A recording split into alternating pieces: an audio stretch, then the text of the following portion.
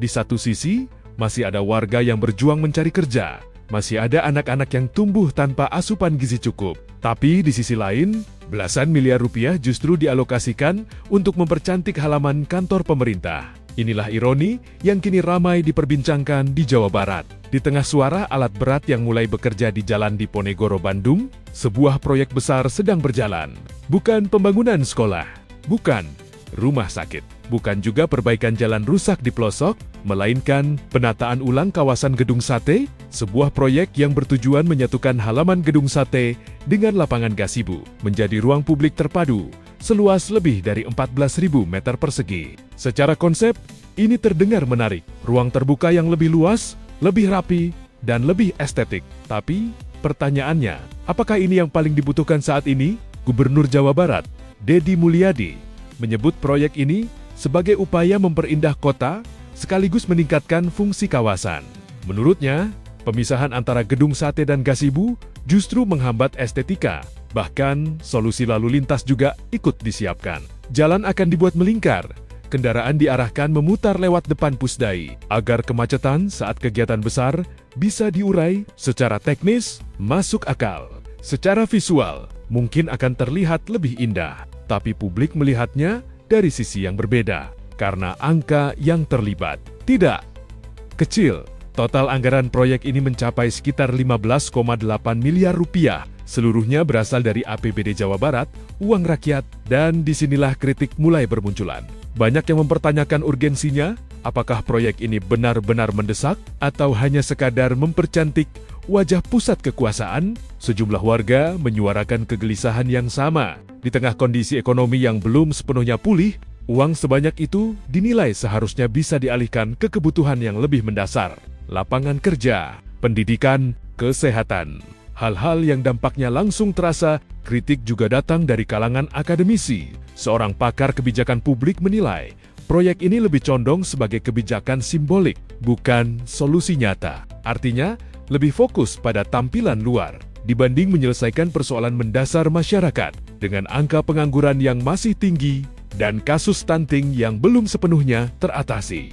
Penggunaan anggaran sebesar ini dianggap sulit masuk dalam daftar prioritas utama. Pengamat tata kota pun menyoroti hal serupa. Dalam kondisi anggaran yang terbatas, munculnya proyek seperti ini justru terlihat sebagai anomali, seolah ada dorongan untuk membangun, bukan karena kebutuhan, tapi karena keinginan. Dari sisi legislatif, suara kritis juga muncul. Anggota DPRD Jawa Barat menyebut proyek ini belum menjadi kebutuhan mendesak. Masih banyak persoalan rakyat yang belum terselesaikan, yang seharusnya lebih diprioritaskan.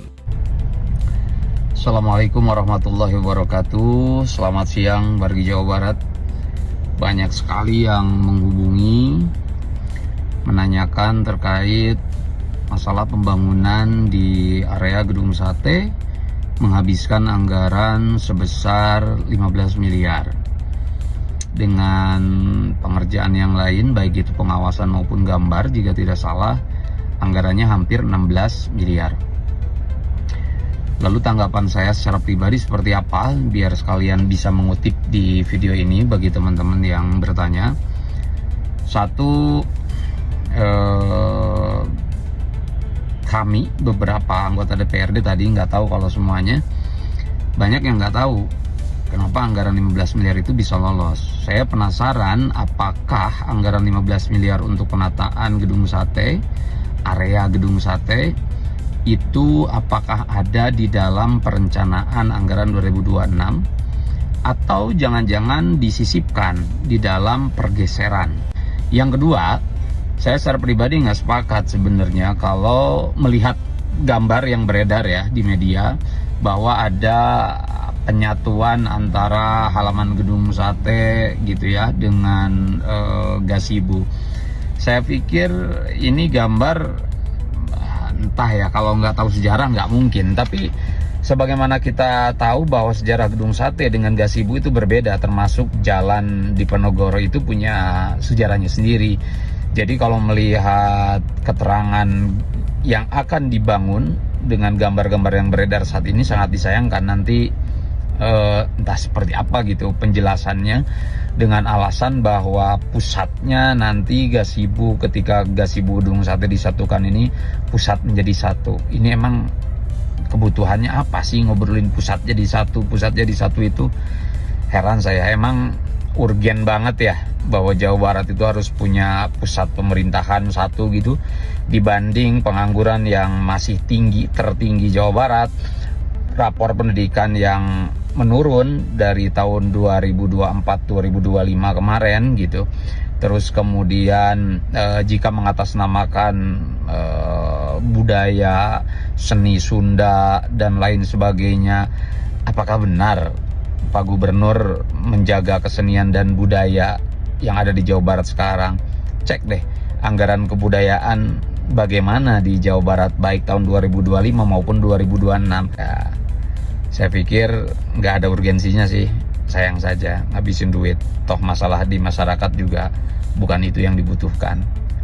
Turun. Assalamualaikum warahmatullahi wabarakatuh. Namun di sisi lain, pemerintah tetap berjalan. Proyek ini sudah dimulai sejak awal April dan ditargetkan selesai Agustus 2026. Gubernur pun menegaskan, ini bukan pembangunan ulang gedung sate, melainkan hanya penataan kawasan. Bangunan utamanya tetap dilindungi sebagai cagar budaya. Selamat juga bagi yang setiap hari memberikan support terhadap pemerintah Provinsi Jawa Barat, dan selamat juga bagi yang mereka dalam setiap hari memberikan otokritik terhadap pembangunan di Jawa Barat. Termasuk saya ucapkan terima kasih atas saran para pakar, pikiran dan gagasannya terhadap penataan halaman gedung sate. Dan kami melakukan penataan halaman gedung sate, bukan merubah gedung sate, karena itu merupakan bangunan heritage yang dilindungi oleh undang-undang. Tapi sebentar lagi gedungnya akan dicat setelah lama sekali tidak pernah dicat. Dan mengecatnya pun harus izin dari Kementerian Kebudayaan. Kemudian harga catnya juga bikin melongo. Ya, tapi itu harus dilakukan demi kecintaan kita terhadap peninggalan sejarah bangsa kita. Walaupun dibangunnya oleh pemerintah kolonial Belanda, tapi kan pekerja kulinya kan orang Indonesia dan uangnya juga dari Indonesia. Saya ucapkan terima kasih. Insya Allah kami akan terus memberikan yang terbaik bagi kepentingan masyarakat. Penataan halaman gedung sate bukan hal yang baru bagi saya melakukan penataan halaman. Karena dulu pernah melakukan penataan halaman penggabungan antara alun-alun Kian Santang Purwakarta dengan halaman Pendopo Purwakarta. Awalnya diprotes, tapi sekarang hasilnya bisa dinikmati bersama. Semoga halaman gedung sate pun, Gazebo dan halaman gedung sate ketika disatukan, hasilnya bisa dinikmati bersama, bukan hanya warga Kota Bandung, tapi warga Jabar. Bukan hanya warga Jabar, warga Indonesia, bahkan warga dunia yang berkunjung ke Kota Bandung, yang pada akhirnya bisa memberikan kontribusi ekonomi bagi kepentingan masyarakat. Tapi polemiknya tidak berhenti di situ, karena publik kini menunggu. Bukan sekadar penjelasan, melainkan bukti.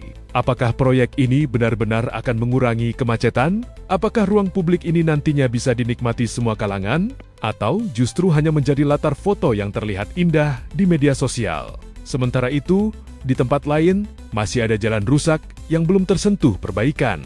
Masih ada warga desa yang kesulitan akses, masih ada kebutuhan dasar yang belum terpenuhi sepenuhnya. Dan di tengah semua itu, paving blok di pusat kota justru diganti. Pada akhirnya, proyek ini bukan sekadar soal tata kota, ini soal prioritas, soal arah kebijakan, dan soal bagaimana sebuah pemerintah mendefinisikan kemajuan. Apakah kemajuan diukur dari keindahan visual atau dari seberapa banyak kehidupan yang benar-benar berubah? Karena jika tidak ada dampak nyata bagi masyarakat luas, maka proyek 15,8 miliar rupiah ini berisiko menjadi lebih dari sekadar pembangunan.